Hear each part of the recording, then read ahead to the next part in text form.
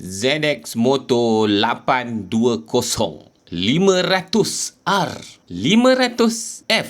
Assalamualaikum dan salam sejahtera guys. So, kepada mereka yang tertanya-tanya bila Enforce nak lancarkan ZX Moto punya model kan, 820 500F 500R. So hari ni saya nak bagi tahu kat korang bila dijangka akan dilancarkan dan berapa estimate harga dia. Korang akan terkejut guys dengan harga dan juga bila dia nak lancarkan.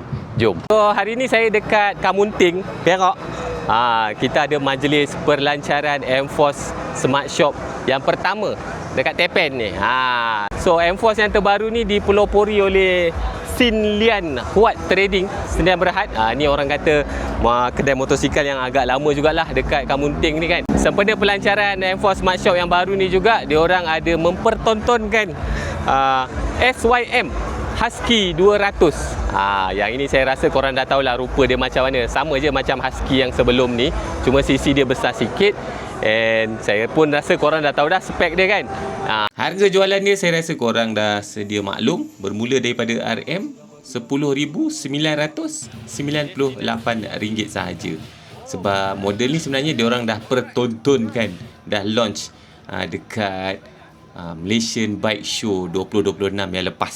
So, kalau korang berminat dengan SYM Husky 200 ni, korang boleh pergi dekat mana-mana cawangan Enforce yang terdekat dengan korang lah. So berkenaan dengan ZX Moto, so saya rasa kita serahkan dekat bos Enforce sendiri untuk cerita kat korang bila estimate diorang akan lancarkan model-model ZX Moto ni dan juga berapa estimate harga dia. So kita dengar kata-kata daripada Encik Asri.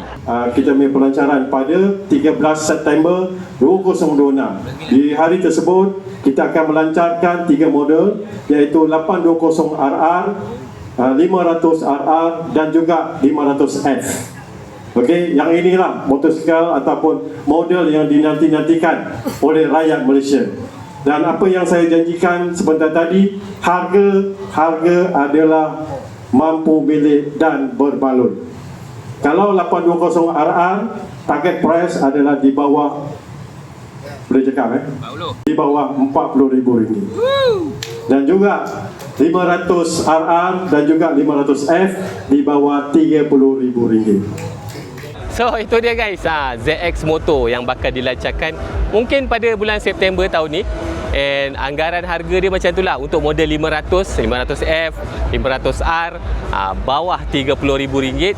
So untuk model 820 tu bawah RM40,000. So kepada mereka yang menanti model-model daripada ZX Moto, korang dah boleh dah, saya rasa korang nak booking. Sebab ZX Moto 820 tu dah memang terbukti lah padu dekat litar. Sebab dia dah kalahkan macam-macam brand orang kata yang ternama dan juga model-model yang ternama dekat World Super Sports Championship. Alright guys, terima kasih kerana menonton. Kita jumpa lagi di next video. Bye. Assalamualaikum.